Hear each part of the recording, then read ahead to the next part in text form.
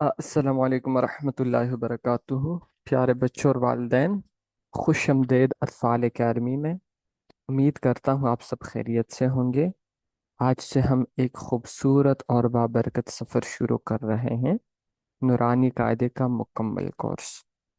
یہ نورانی قاعدہ وہ پہلا قدم ہے جو ہمیں قرآن پاک کو صحیح طریقے سے پڑھنے کے قابل بناتا ہے۔ تو آئے دل سے نیت کرے کہ ہم اس قاعدے کو دھیان اور محبت سے سیکھیں گے، تاکہ ہم قرآن پاک کو صحیح تلفظ اور تجوید کے ساتھ پڑھ سکے اور اللہ تعالیٰ کی رضا حاصل کر سکے۔ تو آئے اسٹارٹ کرتے ہیں۔ قاعدہ قرآن پاک پڑھنے کا پہلا قدم ہوتا ہے۔ جب ہم قرآن سیکھنا چاہتے ہیں تو سب سے پہلے ہمیں قاعدہ سیکھنا ضروری ہوتا ہے۔ قاعدے کو ایک خاص کتاب کہا جاتا ہے، جس میں وہ سارے اصول ہوتے ہیں جو ہمیں بتاتے ہیں کہ قرآن کیسے صحیح پڑھا جاتا ہے۔ ٹھیک ہے؟ جیسے ہم ABC سیکھ کر انگلش پڑھنا شروع کرتے ہیں نا، ویسے ہی قاعدہ سیکھ کر ہم قرآن پڑھنے کے قابل بنتے ہیں۔ قاعدے میں ہم عربی کے حروف سیکھتے ہیں، جیسے الف با تا، اور ان کے ساتھ زبر زیر پیش پڑھنا سیکھتے ہیں۔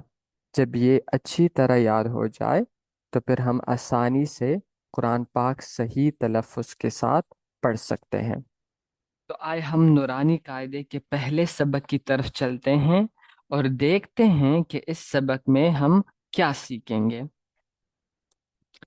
اس سبق میں ہم سیکھیں گے عربی کے 29 حروف کون سے ہیں، ہر حرف کی کیا پہچان ہے، اور ہر حرف کی صحیح آواز کیا ہوتی ہے۔ اب سوال یہ ہے کہ یہ سبق کیوں ضروری ہیں، یعنی یہ جو پہلا سبق ہے جس میں ہم الف با تا جیسے حروف سیکھتے ہیں، یہ اتنا اہم کیوں ہے۔ دیکھیں، قرآن کو ٹھیک طرح سے پڑھنے کے لیے ضروری ہے کہ ہم ہر حرف کو صحیح آواز کے ساتھ پڑھیں۔ اگر ہم آواز غلط نکالے تو قرآن پڑھنے کا طریقہ بھی غلط ہو جائے گا۔ جب ہم صحیح طریقے سے پڑھیں گے تو ہمیں قرآن کا مطلب بھی بہتر سمجھ آئے گا۔ اگر ہم غلط پڑھیں تو مطلب بدل بھی سکتا ہے، اور ایسا کرنے سے ثواب کے بجائے گناہ ملنے کا خطرہ ہوتا ہے۔ وہ کیسے؟ دیکھیں، اب سوال ہے کہ ہم قرآن کیوں پڑھتے ہیں۔ ہم قرآن اس لیے پڑھتے ہیں تاکہ ہمیں ثواب ملے، اللہ تعالی ہم سے راضی ہو، اور اللہ کا سچا پیغام ہمیں سمجھ آئے۔ لیکن غور سے سنیں، لیکن اگر ہم قرآن کے الفاظ یا حروف کو غلط طریقے سے پڑھیں تو اللہ کو خوش کرنے کے بجائے ناراض کر سکتے ہیں۔ ایسا کرنے سے ہمیں ثواب نہیں بلکہ گناہ مل سکتا ہے۔ دیکھیں، قرآن کے ہر حرف کا ایک مطلب ہوتا ہے نا۔ اگر ہم حرف غلط پڑھے تو قرآن کا مطلب بدل جاتا ہے۔ کیسے بدل جاتا ہے؟ دیکھیں، ایک دو مثالیں دیکھتے ہیں۔ دیکھیں، یہ ہیں ایمان مجمل۔ ٹھیک ہے، ایمان مجمل میں یہاں پر ہیں کیا ہیں؟ باللسان و تصدیق بالقلب۔ ٹھیک ہے، اب اس کا میننگ ہے اردو میں زبان سے اقرار ہے اور دل سے یقین ہے۔ ٹھیک ہو گیا؟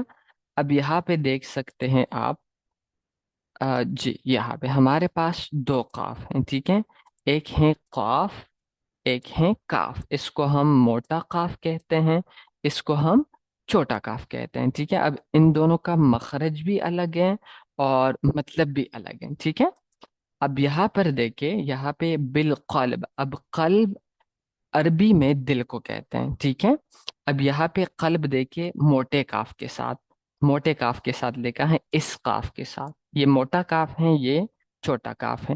اب یہاں پر قلب جو ہے یہ موٹے کاف کے ساتھ لکھا ہے۔ ٹھیک ہے، اب اس کا مطلب ہے دل، مطلب کہ زبان سے اقرار ہے اور دل سے یقین ہے۔ لیکن اگر ہم غلطی سے یہ قلب جو ہے یہ چھوٹے کاف کے ساتھ پڑھے، ہم پڑھے تصدیق بالقلب، تو پتہ ہے اس کا میننگ کیا بنتا ہے؟ اس کا مطلب ہوتا ہے پھر کہ نعوذ باللہ زبان سے اقرار ہیں اور کتے سے یقین ہے۔ استغفر اللہ، نعوذ باللہ، بہت بڑی غلطی ہے۔ اب آئے ایک اور مثال دیکھتے ہیں۔ دیکھیں، سورۃ الاخلاص کے الفاظ ہیں قل هو اللہ احد، اس کا مطلب ہے کہہ دو اللہ ایک ہے۔ یہ صحیح اور قرآن کی اصل آیت ہے، لیکن اگر ہم غلطی سے کہے قل هو اللہ احد، اس کا مطلب ہو جاتا ہے کالو اللہ ایک ہے، نعوذ باللہ۔ دیکھیں، یہ ہیں دو کاف، ایک ہے یہ کاف جسے ہم موٹا کاف کہتے ہیں، اور ایک ہے یہ کاف جسے ہم چھوٹا کاف کہتے ہیں۔ ان دونوں کی آواز تقریباً ایک جیسی ہے، زیادہ فرق نہیں ہے، لیکن ان کا مخرج اور مفہوم بالکل مختلف ہیں۔ جیسے دیکھیں، قل هو اللہ احد کو اگر ہم موٹا کاف کے ساتھ پڑھے، جیسے قل میں پہلا حرف قاف ہے، موٹا کاف ہے، تو اس کا مطلب ہوتا ہے قل ہوا، کہہ دو اللہ ایک ہے۔ لیکن قل هو اللہ احد کو اگر ہم چھوٹے کاف کے ساتھ پڑھے، جیسے قل میں پہلا حرف چھوٹا کاف ہے، تو اس کا مطلب ہوتا ہے کالو اللہ ایک ہے، نعوذ باللہ، اللہ معاف کرے۔ مطلب ایک حرف غلط پڑھنے سے آ، مطلب بالکل چینج ہو جاتا ہے۔ جیسے اگر ہم قل کو صحیح پڑھے تو مطلب اللہ کی وحدانیت آتا ہے، لیکن اگر ہم تھوڑا سا بھی غلط پڑھے، جیسے کل مطلب چھوٹے کاف کے ساتھ پڑھے، تو مطلب بالکل بدل جاتا ہے، جو اللہ کو پسند نہیں ہے۔ دیکھیں، قرآن کے الفاظ بہت خاص ہیں، اس لیے ہمیں بہت دھیان سے اور صحیح طریقے سے پڑھنا چاہیے، تاکہ ہمارا پڑھنا اللہ کو پسند آئے۔ تو آئے ہم شروع کریں کہ ہر حرف کو اپنے صحیح مخرج سے پڑھیں، تاکہ ہمارا پڑھنا خوبصورت اور صحیح ہو۔ تو آئے چلتے ہیں سبق کی طرف۔ اچھا، پہلے ہم سمپل پڑھیں گے، مطلب حروف کی صحیح ادائیگی سیکھیں گے، پھر مخارج کو تفصیل سے پڑھیں گے انشاءاللہ، ٹھیک ہے؟ قرآن پاک عربی زبان میں نازل ہوا ہے۔ عربی زبان میں ٹوٹل 29 حروف ہوتے ہیں۔ ہم سب پہلے ان حروف کو پڑھنا اور پہچاننا سیکھیں گے۔ ہر حرف کی ایک الگ آواز اور ایک الگ پہچان ہوتی ہے، ٹھیک ہے؟ یہ تمام حروف قرآن پاک میں بار بار آتے ہیں، اس لیے ہمیں انہیں صحیح پڑھنا آنا چاہیے۔ ہم پہلے ان حروف کو سیکھیں گے، پھر بعد میں ان کے مخرج نکلنے کی جگہ کو بھی تفصیل سے پڑھیں گے، ٹھیک ہے؟ تو آج اسٹارٹ کرتے ہیں۔ اعوذ باللہ من الشیطان الرجیم، بسم اللہ الرحمن الرحیم، الف با تا سا۔ اچھا، اب ایک اور بات، یہ دیکھیں، یہ تین حروف جو ہیں با تا سا، ان کی شکل ایک جیسا ہے، مطلب یہ دیکھنے میں ایک جیسے لگتے ہیں، ٹھیک ہے؟ اب ہمیں کیسے پتہ چلے گا یہ با ہے، یہ تا ہے، یہ سا ہے؟ جیسے دیکھیں، فار ایگزامپل، یہ دیکھیں، یہ اور یہ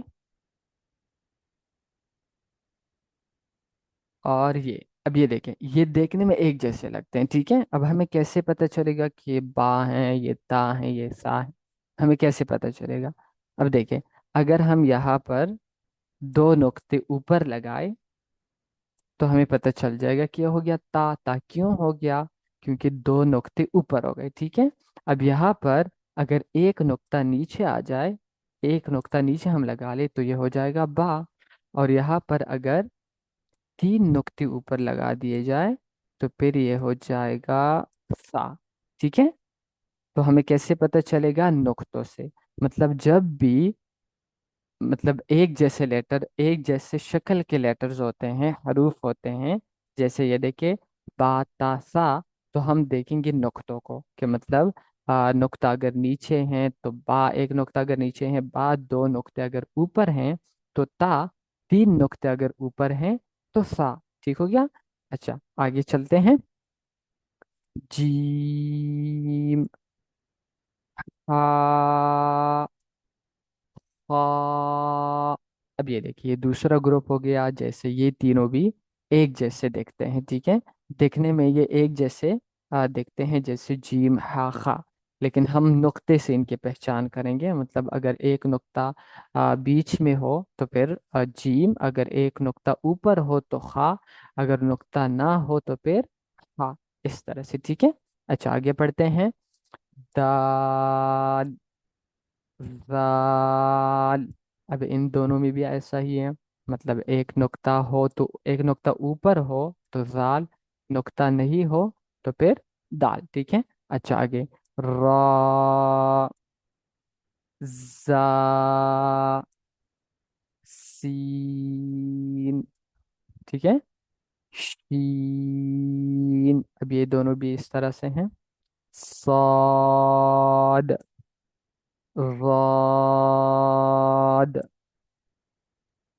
صا، صا، عین، غین.